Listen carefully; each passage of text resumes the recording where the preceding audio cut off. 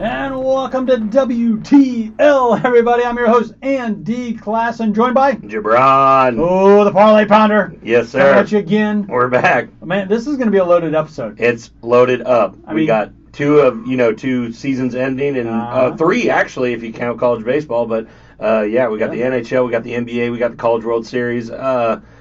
It's gonna be so much fun. Game 6, NBA. Yep. NHL Finals, Game 1. Yep. Tonight. And I think we should start right there. And then, of course, I do. Yep. we gotta talk CWS, College World Series. Having so much fun with that.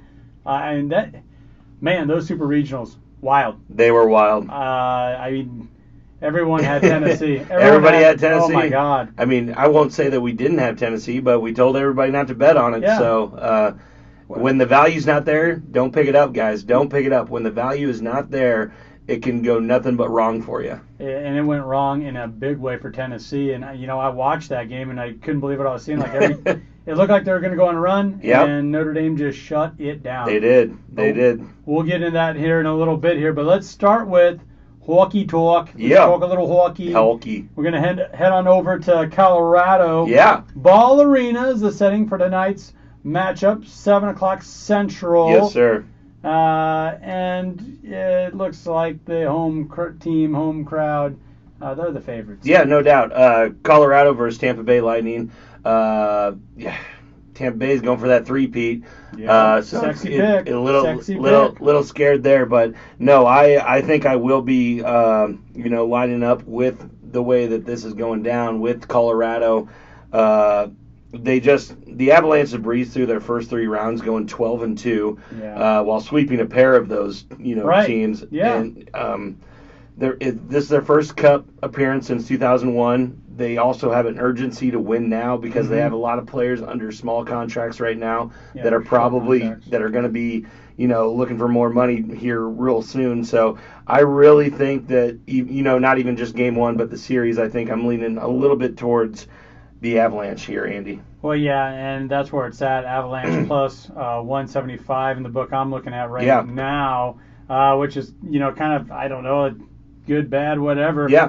Tampa Bay Lightning at a minus 210 with a 1.5 spread. Yeah. So I don't feel like that's out of line. No, it's not. The talk has been throughout the week and leading up to this one, well, has Colorado had too much time off? Are they going to be rusty coming out of the gate? And right. I mean, like you just mentioned, you got a lot of young guys chomping at the bit. No doubt. I think they're going to be keyed up, geared up, ready to go. I don't think the layoff is going to affect them at all. No, I don't think so either, Andy. I think they're a really, like you said, young, fast team that has. And the other thing that nobody really talks about in the sport of hockey is the other half of that. They have 2 really good goalkeepers that really keep those goals down low for the other team. So if they score 3 or 4 goals, they're usually going to win the game. And I really think that is going to happen here in game 1, especially because I foresee it being a little bit of a feel out kind of game where they both start out a little slow, but the Avalanche are going to have that push in the second and third periods to really put it on them, while the goalkeeping for Avalanche is going to keep that score low for Tampa Bay. So the book I'm looking at right now, I'm glad you went there, it has that over-under rate at 6. Yeah. And you just talked about how Colorado, the Avalanche, they're consistently scoring 3, 4 goals. Can you get 2? Can you get 3 out of the Lightning? Yeah, no. Tampa Bay has been outscored 12-6 in game 1s during these playoffs, and we predict. I predict. Like I said, a little bit of a feeling out, which should produce a low-scoring game, even despite the high-end skill on the ice. I also think with Colorado's goalkeeper Darcy Cupper coming back, he's going to shine in his first game back here. He was hurt in the last round. Now he's back. And I think he's just going to really smother Tampa Bay in their offense. And I predict this is probably going to be about a 5-2 game. 5-2. So you like the Avalanche in a big way here in game 1. I don't think it's going to be a cakewalk, though. I just don't know if this is the spot for Tampa Bay to ride their momentum. Coming off their win over the Rangers. Yeah, exactly. Good win. Exactly. And they dominated there 4-2, right? No doubt. So, like I was going to say about the Tampa Bay Lightning, Andy, is I like what you just said there because they are a play from behind kind of team. Even in the series, is they've come back behind 3-2 twice this playoffs. So even if they get down by the Avalanche in the first couple games here, they really have that drive to get back into it, especially when it shifts back to Tampa Bay. So I really like Colorado here, and Tampa Bay I just think is going to start slow in the series like they have been in prior series this playoffs. So with that slow start, with the tendency how Tampa Bay, they're comfortable playing from behind. They're a veteran team. Yeah, no doubt. A lot of veterans, and they're going for that three-peat. So they've been there. Funky things, crazy things happen when history's on the line. Yeah. Even if Tampa Bay, their tank might be running a little empty here, and they might be running into a freaking buzzsaw. No doubt. With Colorado, and that's what everyone's saying. But we were talking college baseball there. Everyone said that about Tennessee as well. Exactly. So I'm not going to call you crazy if you want to, put some coins on the Lightning. Just I don't like this spot early on. I think Colorado is going to come out with their hair on fire right now. I think the rest is going to do them well. No, the Ball Arena is going to be freaking packed. It's going to be loud. It's going to be crazy in Denver. I really wish that I could go out to it. It'd be really a lot of fun.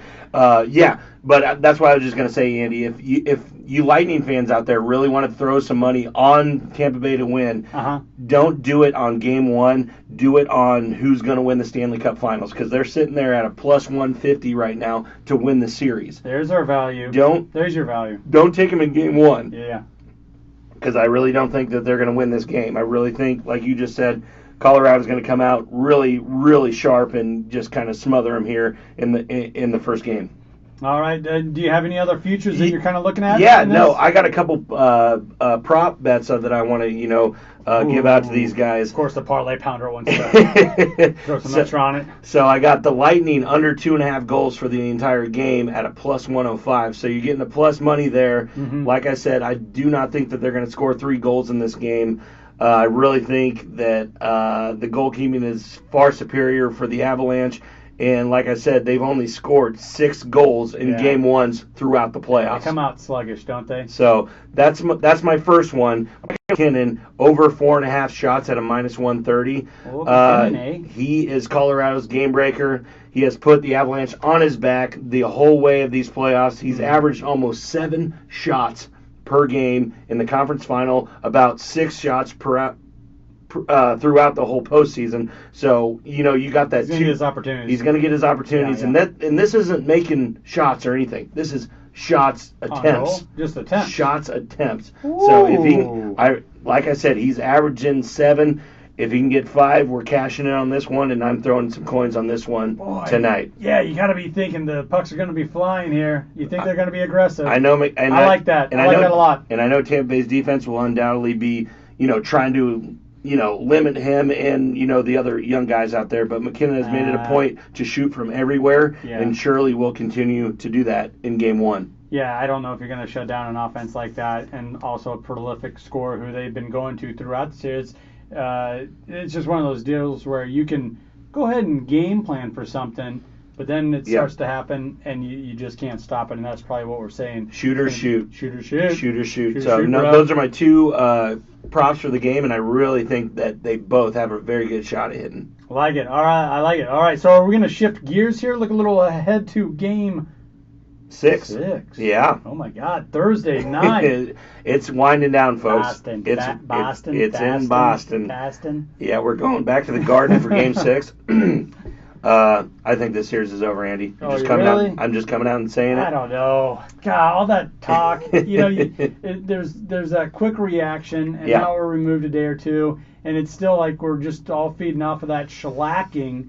And it was only a 10-point victory. Yeah. But so many things went right for Boston, and Golden State was still able to just nonchalantly pull out of their victory. This is the Warriors really showcased their championship DNA in the last 2 games here.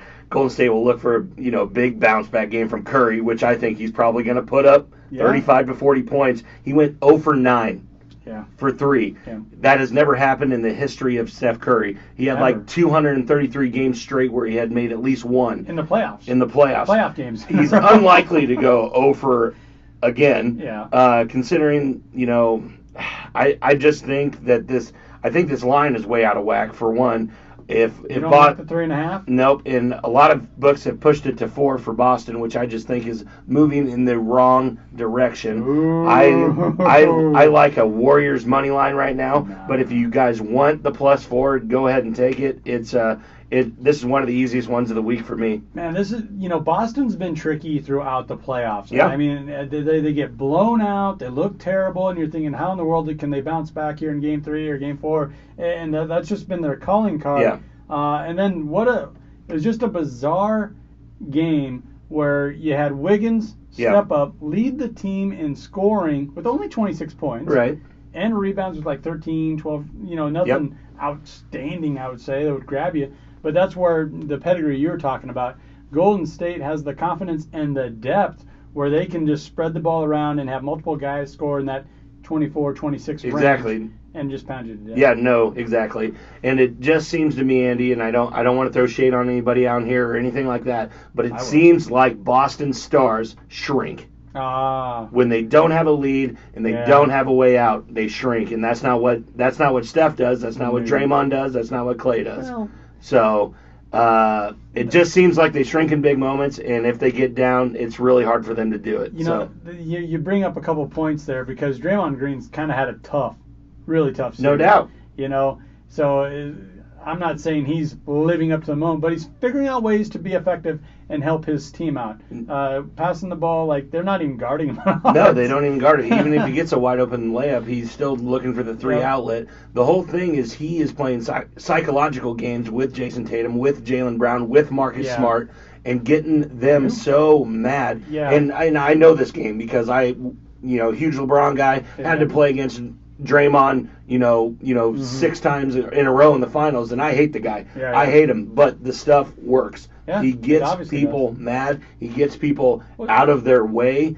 Marcus Smart is, the guy that does that to other teams, and he has been just an irate guy trying to, battle back against it. So, was that in the third quarter in Game 5 where he tried to take the ball from Tatum during a dead ball? A timeout, yep. Yeah, and Tatum's like, no, it's my ball. He's like, I just want to give it to the officials. Like, oh, yeah. Draymond Green's trying to do a good deed there.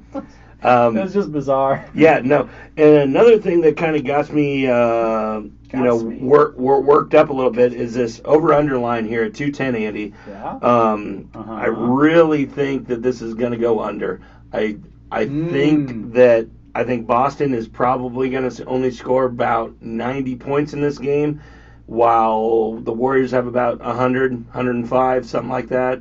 And I think it goes under by, 10 points here. Okay, well, this is where you're wrong, Mox. Yeah. You're wrong. Tell me why. Okay, well, Tatum got off to a good start. Shots were falling for him early in Game 5. And then you're right, and he does that. He just disappears sometimes offensively. Yeah. I feel that there's going to be a little bit of that Celtic pride. Mm-hmm. I think the crowd is going to elevate those guys, and they've defended home well enough, and now it's now or never for these guys. Yeah. So someone's going to step up. I like the overs here. You're usually the over guy. I know. I usually am. And I like the line. I think it's fair at 3.5. Just because Boston is so unpredictable. Yeah. And I don't think they're ready for.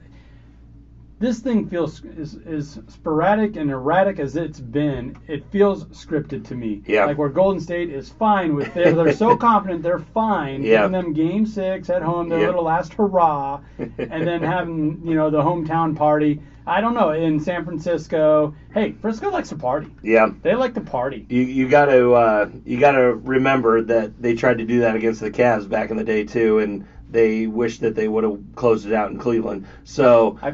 They hang their hat on their short memory. Talk to Draymond Green about that.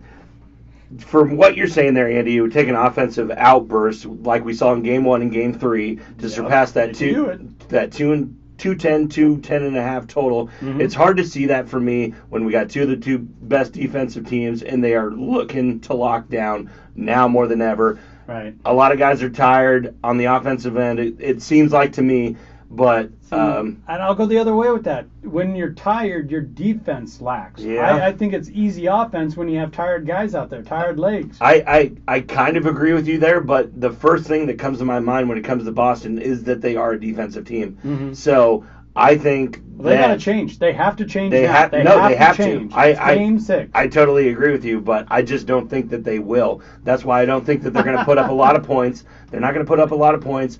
And Golden State, I think this one might be free and easy down the road we go.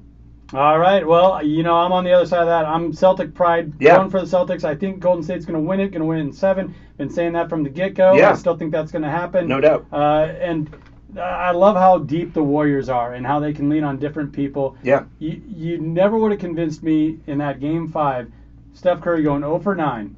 Okay. Yeah.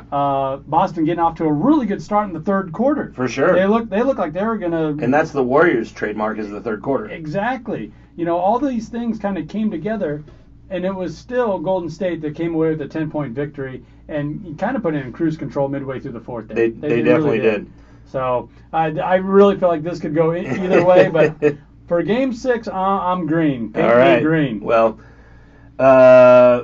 Let's see if we can get a couple things that we can agree on here with the NBA Finals. I got a couple props here, Andy, that I think that's going to hit.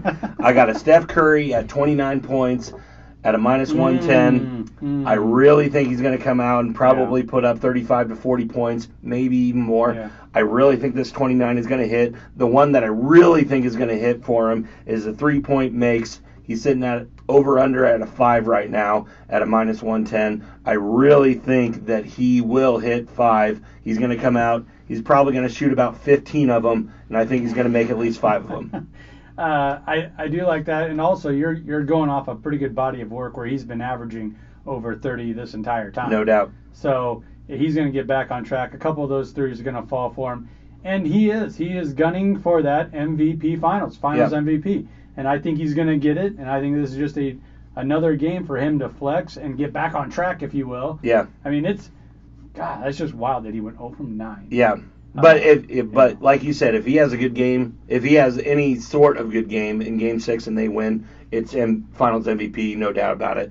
One thing that I will go along with you here, Andy, is that a player prop that I like is Jaylen Brown over 23.5 points. With Tatum kind of dealing with various issues in the fourth quarter and the Celtics really needing that burst, I really think that Jaylen Brown is going to have to take over if they have any sort of chance. So I like 23.5. I predict Jaylen Brown to be right at that 30-point mark, and I really think he can do it, obviously. He can. But he can. And somebody's going to have to. Yeah. Somebody's going to have to step up for Boston. Why not Jaylen Brown? Yep. I won't pull the rug out from under you on that. Those are my favorite props for tomorrow night, and I'm sticking to it. Yeah, and I do. The more I kind of dive into the numbers here, that under is looking better and better. But Boston, God, they're just so close. They scored sporadic. 97 in Game 4, 94 in Game 5, but 116 in Game 3, 120 in Game 1, like you alluded to. So it's there, and I think it has to happen here, and everyone's going to be on the tippy top of their game. Yeah. That's why I like that. And I also like those. I like the score and player props there. Yeah. Because I think the cup's going to get filled up. I really do. In Boston, Game 6, Thursday night. Yeah. The only thing that could really smash all of this stuff is a blowout, which you hate to see, and you really hate to see it in the NBA Finals. But I think that it might be heading towards one if Boston gets down early and Golden State steps on their throat, they could give up. That's exactly what I was going to ask you, because even the people that are like yourself that are leaning towards Golden State closing it out here, they're saying all they're going to have to do is weather the storm in that first quarter, because Boston's going to come out no doubt very, very aggressive. Has to. Yeah, they have to. It's their final shot. And if something goes wrong, let's say Tatum misses his first 4 shots, and Golden State just pounces on him, look out. Yep. Look out. It could be ugly. That could be a cruiser. No doubt about it. And that is why we're taking Warriors money line, parlay it with the under, and that is a lock from Jabron. Cash in, folks. Cash in on my knowledge. Oh, boy. The Parlay Pounder's giving it to you right there. I might be leaning a little bit the other way there. Not quite as confident to call it a lock, but let's go. I like where you're going with it. All right, let's take a quick second here to recognize our sponsor. Heck yeah. Nebraska Brewing Company. World class in every glass. You got another Taco Besa over there? Yeah, I'm always rocking Taco Besa. It is delish. That brew has been on fire. It's the new summer beer for Nebraska, no doubt about it. I got a couple myself here, but I like the Cardinal. I like that little IPA flavor. Yeah, no. Taco Besa, you throw it in the cooler, you head down to the river, get on the jet ski, all that kind of stuff. It's the best summer beer out there, and that's what we're rocking with. Can't go wrong with NBC. All right, folks, don't go anywhere. This is WTL. We'll be right back after a quick little message here.